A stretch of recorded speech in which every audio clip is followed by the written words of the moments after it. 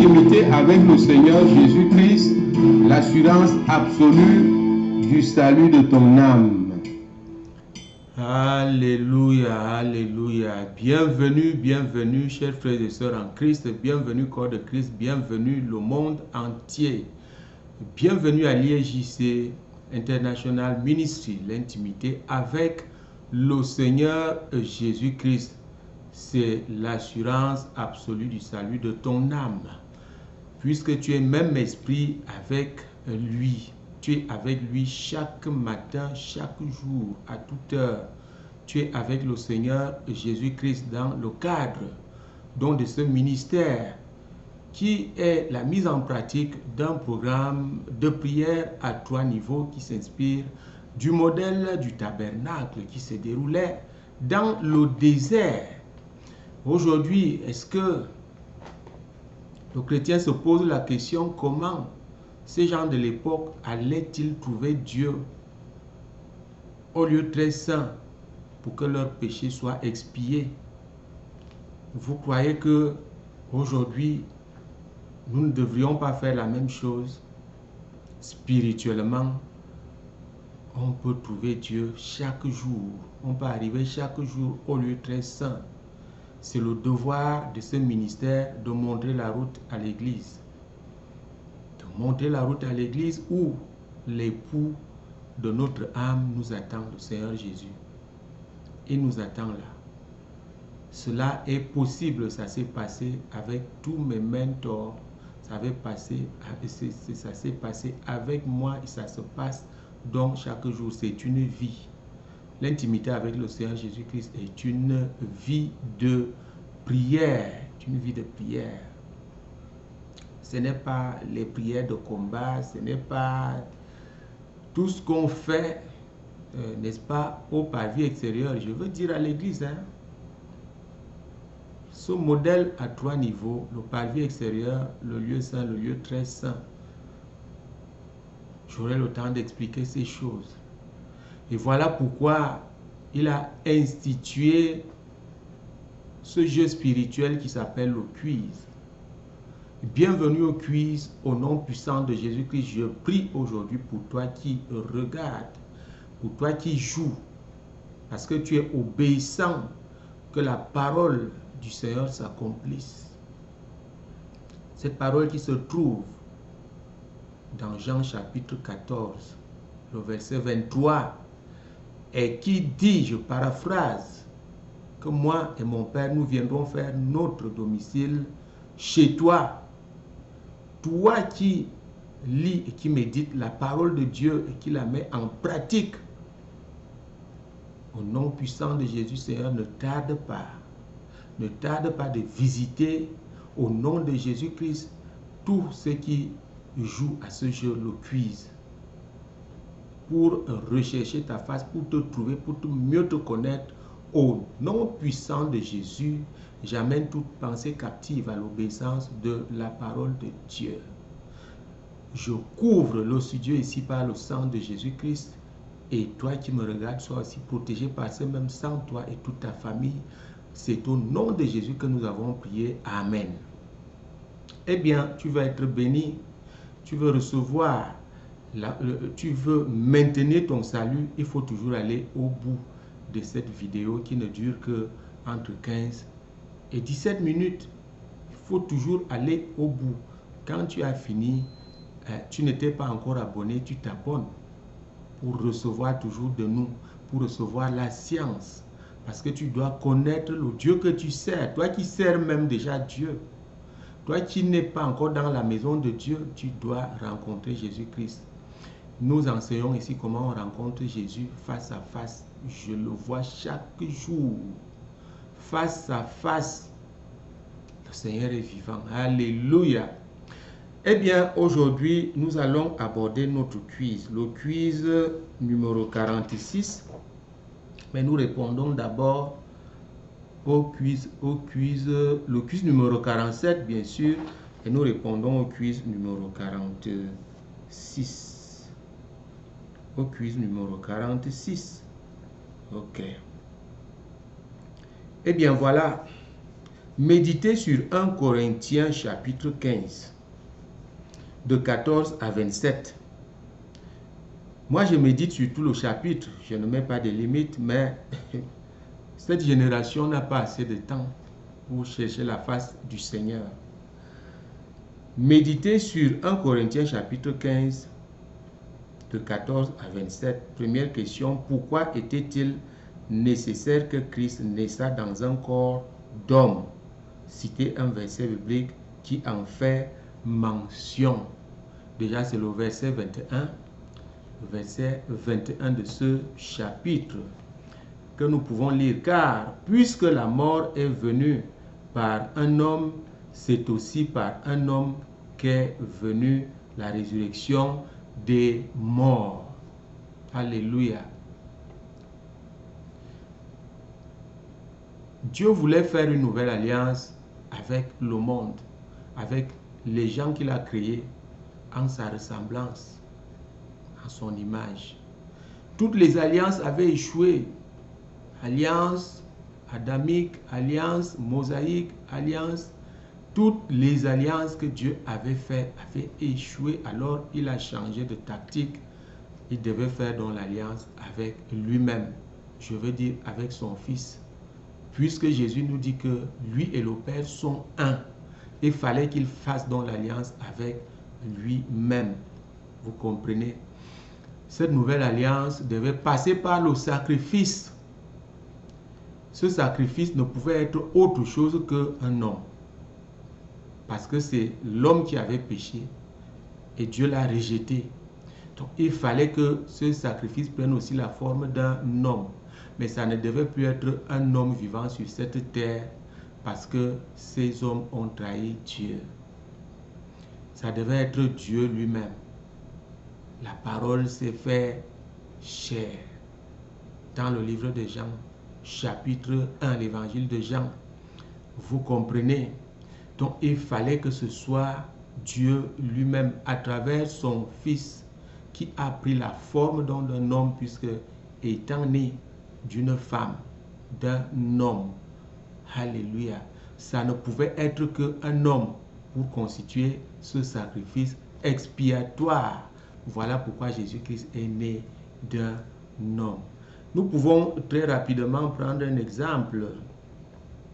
Ici, je vais paraphraser, nous n'avons pas assez de temps, dans, n'est-ce pas, Nombre 33, Nombre 33, Nombre 35, le verset 33, nous voyons bel et bien que lorsque un homme en Israël faisait un crime, et le sang qui se versait souillait le sol. Et la Bible dit qu'il ne pouvait avoir expiation du sang que par le sang du criminel et non pas par un autre sang. Vous comprenez? Voilà un exemple. C'est un homme qui a péché. Il fallait aussi que c'est, n'est-ce pas, Jésus-Christ qui devait prendre donc la forme d'un homme pour constituer ce sacrifice, pour être posé à l'autel, être sacrifié pour que l'expiation des péchés du monde entier soit faite. Alléluia. Donc voilà, nous allons à la question 2. Que veut dire espérer en Christ selon le sens de ce verset biblique? Que veut dire espérer en Christ? N'est-ce pas? Le verset 19 dit quoi? Lisons. Si c'est dans cette vie seulement que nous espérons en Christ, nous sommes les plus malheureux de tous les hommes. Si c'est dans cette vie seulement que nous espérons en Christ, nous sommes malheureux de tous les hommes. Que veut dire espérer en Christ? Petit A. Aller chaque dimanche au culte. Petit B. Recevoir les miracles. Petit C. Servir Dieu. Nous trouvons que c'est petit B. Recevoir les miracles. Voilà ça, aujourd'hui, l'Église est devenue un endroit où on va parce qu'on attend un miracle. Le miracle est défini dans l'évangile de Marc, chapitre 16. Voici, celui qui croira et qui sera baptisé sera sauvé. Les miracles suivants, les miracles vont le suivre. Ces miracles, si on cite. Vous comprenez? L'église est devenue un endroit où on cherche les miracles. Bien sûr que Jésus-Christ ne peut pas te laisser avec tes maladies. Non. Jésus-Christ te guérit, c'est bien vrai. Mais le miracle ne doit pas être la raison pour laquelle on donne sa vie au Seigneur Jésus-Christ. C'est le salut. Où est-ce que tu iras après cette vie?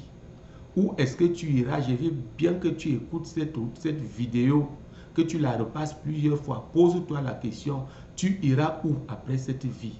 C'est pourquoi l'apôtre Paul dit dans 1 Corinthiens chapitre 15, le verset 19, que si c'est dans cette vie seulement que nous espérons en Christ, pourquoi il dit dans cette vie?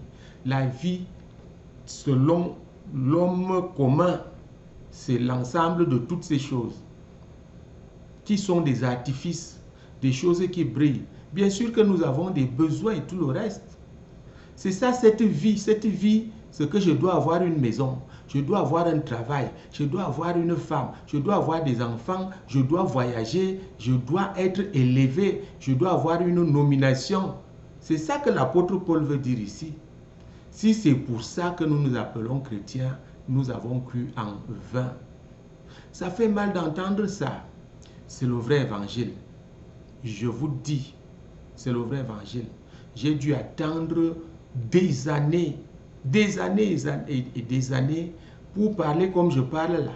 Pendant que je grandissais, on a essayé de m'introniser, de me mettre devant les gens pour parler. J'ai demandé au Seigneur, est-ce que moi je dois déjà parler au public? Je dois déjà parler aux gens, je dois déjà parler de toi aux gens à l'église. Le Seigneur m'a dit non. Et le leader qui voulait, je ne sais pas pourquoi il voulait faire ça. Je n'avais encore rien. Je cherchais encore le Seigneur. Il faut chercher Dieu dans sa parole. On ne médite pas. J'ai refusé, j'ai dit au Seigneur, si c'est le moment que ce leader me demande encore de prendre le micro, il a disparu. Le lendemain, je vous dis, quelques jours après, j'ai trouvé un autre frère qui était très zélé, en train déjà de bombarder. Oui, c'est tout ce que nous cherchons, le micro. Il était déjà en train de bombarder. Aujourd'hui, je ne sais pas où il se trouve. Vous comprenez? Donc, ce n'est pas pour ces choses-là que nous espérons en Christ. C'est pour le salut, c'est pour l'éternité. Donc, voilà, l'apôtre Paul faisait donc allusion au miracle. Au miracle. Nous avons donc les références dans le psaume 103, par exemple, le verset 7. Il est écrit, je paraphrase, que Dieu a manifesté ses œuvres, n'est-ce pas, a manifesté ses voies à Moïse et ses œuvres n'est-ce pas, aux enfants d'Israël.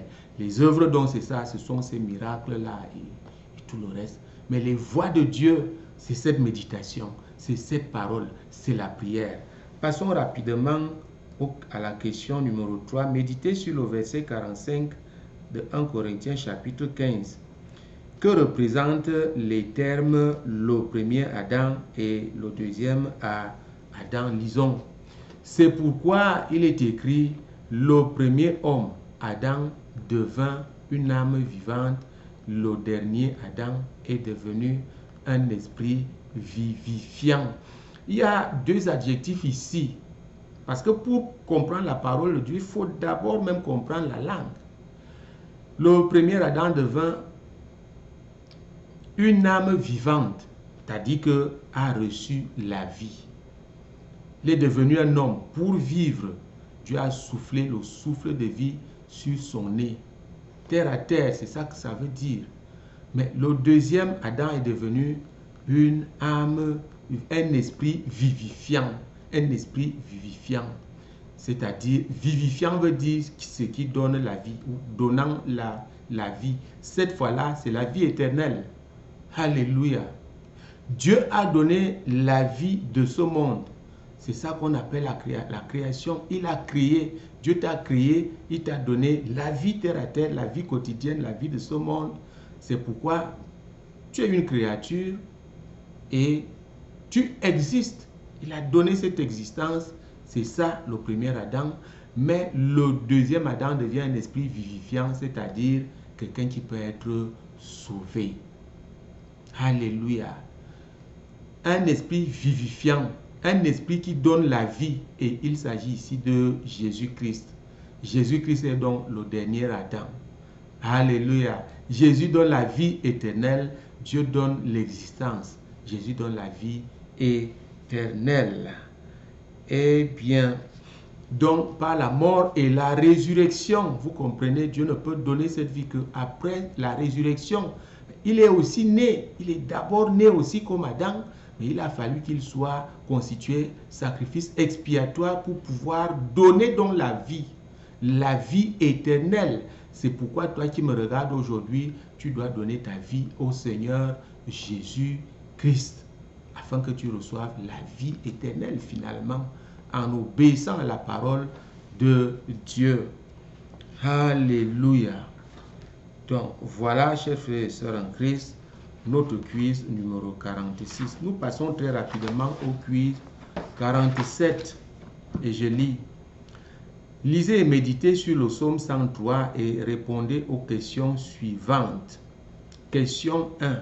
Quelle est la condition dominante pour que la volonté et la compassion de Dieu se manifestent en nous? Citez 3 versets bibliques du psaume 103 qui en font mention. Quelle est la condition dominante pour que la volonté de Dieu et la compassion de Dieu se manifestent en nous? Citez 3 versets bibliques du psaume 103. Deuxième question. Deuxième question. Le verset 7 dit, « Il a manifesté ses voies à Moïse, ses œuvres aux enfants d'Israël. » C'est quoi les voies de Dieu? C'est quoi les voies de Dieu? Ok. C'est quoi les voies de Dieu? Il a manifesté ses œuvres, n'est-ce pas? Ses voies à Moïse et ses œuvres aux enfants d'Israël. C'est quoi les œuvres de Dieu? C'est ce que je voulais dire. C'est quoi les œuvres de Dieu?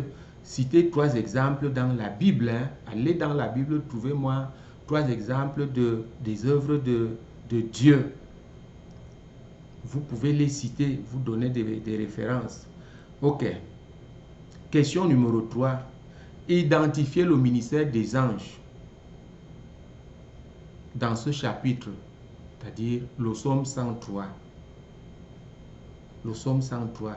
Et citez 2 versets bibliques qui en font mention. Question numéro 3. Identifiez le ministère des anges dans le psaume 103 et citez 2 versets bibliques qui en font mention. Voilà, chers frères et sœurs en Christ, toi qui es nouveau, tu découvres cette chaîne YouTube IEJC International, eh bien, il faut t'abonner. Tu cliques sur s'abonner ou souscrire, tu cliques et puis tu transfères. Fais l'œuvre de Dieu, transfère cette connaissance à quelqu'un. Aujourd'hui, la personne va peut-être chercher le Seigneur Jésus-Christ. Eh bien, je vais vous laisser là. Et que le Seigneur vous bénisse au nom puissant de Jésus-Christ, que sa gloire descende au nom puissant de Jésus, puis tu es obéissant et tu pries, tu médites, que sa gloire demeure dans ta maison. Au nom de Jésus-Christ, nous avons prié. Amen.